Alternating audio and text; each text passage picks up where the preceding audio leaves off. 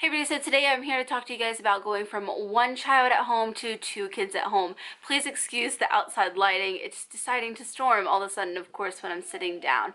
But for those of you who may be new to my channel or my videos, I have a 2.5-year-old Sophie and a 1-year-old Remy, which I'm sure you're hearing in the background right now as they're playing together screaming. So I have two girls. My youngest is now a year old. I feel like reflecting back, I've thought about a lot of things. I thought I'd just put them out there. I know I looked at these videos when I was pregnant with my youngest. I am the type of person who, the more I know or the more I feel like I can expect to know, the better I feel. So I'm just kind of putting that out there for you guys. Hopefully this helps some of you. If you are expecting, congratulations. And I'm just going to go ahead and get started because I have a lot of stuff written down. I did talk to Mark about my list and he kind of gave me a general statement. A thing to know about my husband is he's not as, what would I say?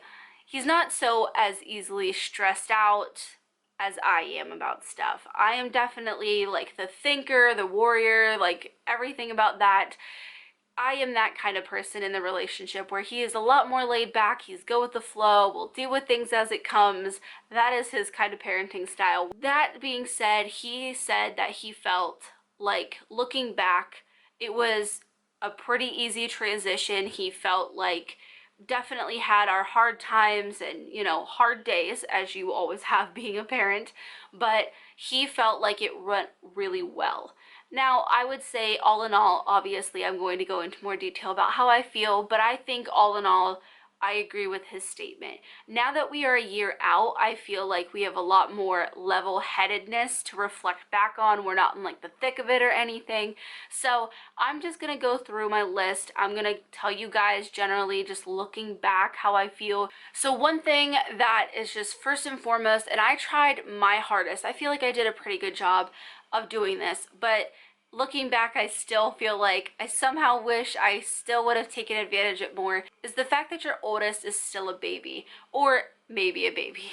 When I got pregnant with Remy, Sophie was 9 months old. So from the time that I was pregnant until Remy was born, she was going from that like transition from baby to toddler.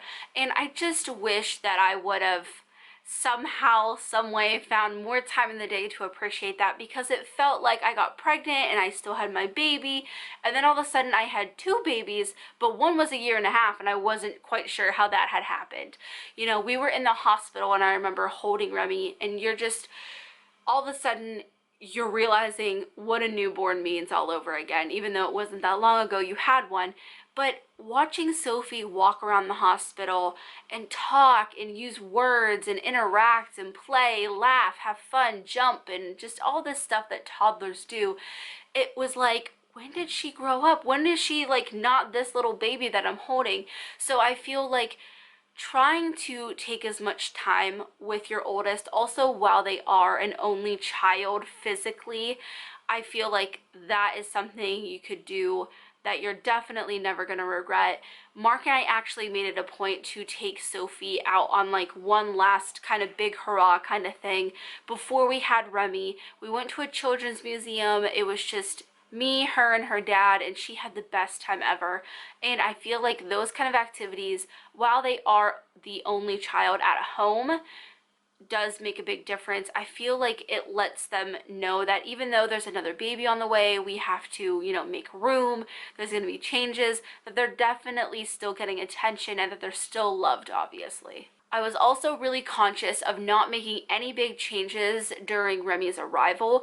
Now, at a year and a half, Sophie still had her binky, and that's what we call a pacifier. I'm not sure what other people call it, but she still had her binky, and I wanted to take it away from her because I felt like it was time, but at the same time, I didn't want to do two huge changes all at once. It's a lot of stimulation, it's a lot of change for children, so we try to stay mindful of that. Sophie has always been a super great independent player. She's never been real big on wanting me to play with her. She always loves to do things by herself. She actually gets frustrated if I try to play with her sometimes. She just likes her space and her alone time, and that actually kind of worked to our advantage, obviously having a new little baby at home, but obviously she was curious. She wanted to know what mom was doing and why. And something that I found helped a lot with that was having a baby doll. My grandma actually got her a baby doll that came with like its own little bassinet and a bottle and all kinds of different stuff.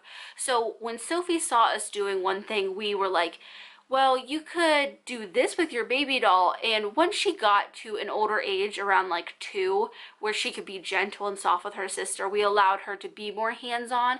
But at first, being so young, we just allowed her to play with the baby doll, and it worked fabulously. So once I recovered from my C-section and we were good to go, we decided to just go back to our normal parenting routine, which is Mark and I splitting stuff pretty much 50-50. And more intentionally, we decided that if one person hasn't had some one-on-one time with Sophie, that person goes ahead and does that, and the other person will just focus on Remy or whatever needed to be done at that time. And that allowed us to just make sure that there was a nice balance and, you know, consistency of Sophie getting some alone time with each one of us. Now, I will say that having time as Mark, Alia, and Sophie, it was kind of hard to come by just because I felt like something always needed to be done or a child always needed something, so it was kind of hard to have us all in one spot and Remy content and everything else done. That was a little harder, but I feel like we did a really, really good job making sure that she spent time with her dad and I spent time with her, whether it was Mark taking her on a run to go pick up dinner, or it was me sitting down and playing blocks or reading books, like whatever it might have been. We just made sure to take that time with Sophie, and we still do that. I will say that I think that's one of the things that made the transition the easiest, was that I don't think Sophie ever felt like anything was lacking. I feel like, if anything, she just thought, oh, one more person's being added to all this. I also kept that up when I was alone with the girls. Like I said, I'm a stay-at-home mom. So when Mark went to work, if Remy was napping in the swing, I would get on the floor and play with Sophie. If Sophie was taking her nap or maybe eating lunch in her high chair, I would get on the floor and I would play with Remy if she was up. So I tried to make sure that they were also getting a good balance of spending one-on-one time with just me during the day as well. Now, this one obviously is going to be a personal preference. Well, I guess all of this stuff really is, but something that Mark and I have done both times we've had each girl, and something I don't regret, is just letting household chores fall aside. We do the bare minimum, making sure that people have clothes and that we have stuff to eat off of, and that's about it. I really wasn't worried about doing much more than that. I mean, you have a big change in your life. You know, I was recovering from surgery, Mark's trying to get back into work, I'm trying to figure out how to be at home alone with 2 kids.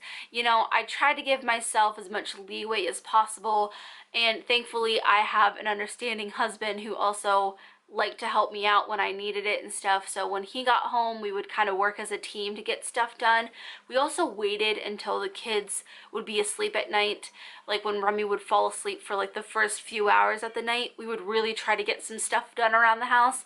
But we really did not go as hard as what we normally do with household chores. It was just something that I felt like in comparison just wasn't as important in making sure that the girls had a good adjustment period.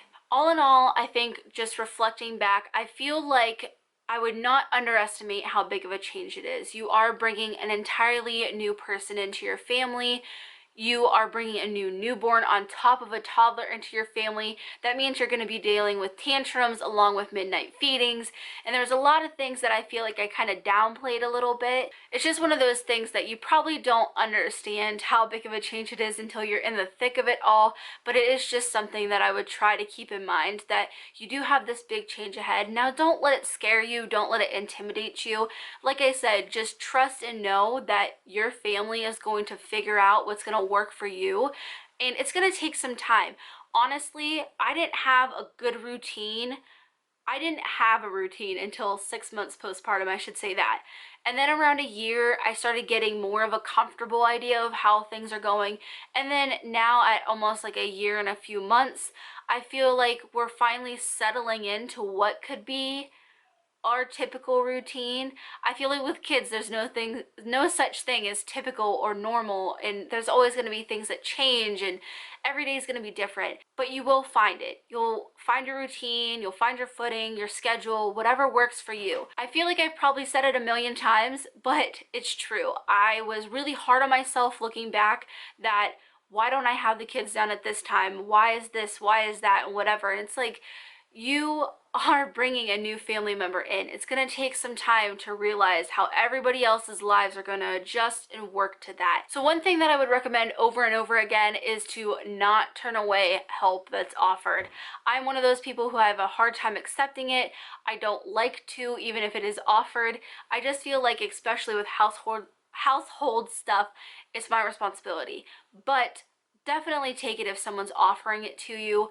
It's going to take something off your plate, and if it allows you to focus more on your kids, spend time with them, just do it. I know it's really hard, like I said, for myself. It's hard for me to swallow that, and I feel like there's a certain amount of stuff expected from me, especially with being a mom. But don't be afraid to say, yeah, bring dinner over, please. Or you could sweep my carpets, or do you mind dusting? I have a sink full of dishes, like whatever it might be. If someone wants to help, let them help you.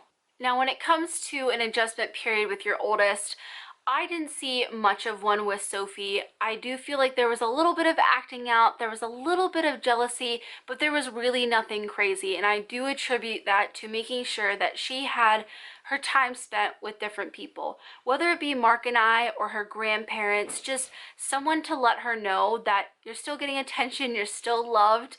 There's just someone else here that in time you'll see is going to be your best bud. So I feel like there is going to be an adjustment period, whether it's talking back or if they start regressing in something that you've already taught them. Something like that is definitely plausible, and I wouldn't be surprised if it shows up like 6 months down the line, or maybe even a year. I feel like we kind of saw it intermittently with Sophie, but it was nothing crazy, no horror stories or anything. We just tried to give her the love and patience that we were trying to give everybody else in this kind of transition. So just try to keep in mind that their world is changing just as much as yours is, so try to be patient with them if they are going through some kind of phase with all this, but you will get through it and they will get through it as well. As far as Mark and I and the transition, like I said, we felt like it went really well. Now, as far as him and I and stuff like that, I think there definitely is a little bit more friction added as parents, because you have two kids to discipline. There's twice as much to maybe disagree on or agree on, just kind of depending. So there is going to be that. But just like you're giving patience to your toddler, you need to give patience to each other, because you're trying to figure out how to be a parent of two kids now, and it's a lot. So just try to work together, be the best team that you can be, and really lean on each other.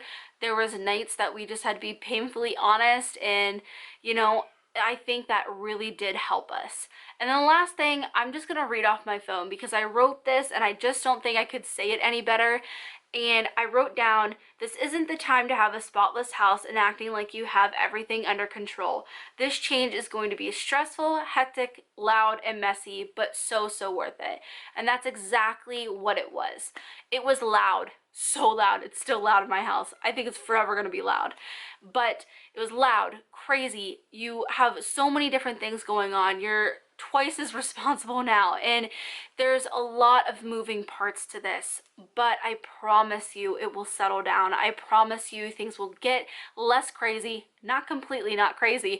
It'll still be a little insane, but it'll become this kind of wonderful chaos that you've come to love and enjoy. And you're obviously not going to trade your kids for anything. The older they get, the better they'll play together, and that's where my girls are right now. They love playing together, and it just warms your heart. The older they get, the more they do grow together. And I don't know, I just think all around it was a great experience, and it was a hard transition. It was, like I said, crazy and messy sometimes, but we got through it. You just need to give yourself some patience and grace, and everybody else in the family that as well. Don't forget about yourselves and don't forget about each other. I just think that's the main thing about it all. But you've got this. Don't you worry. Like I said, if you're an expecting mom and you're watching this, congratulations. You'll do great. You're gonna rock this Momma 2 thing. Don't you worry about it. But that is everything that I have for this video. If you have any questions, please leave them down below. But I hope you guys enjoyed the video, and as always, thanks for watching.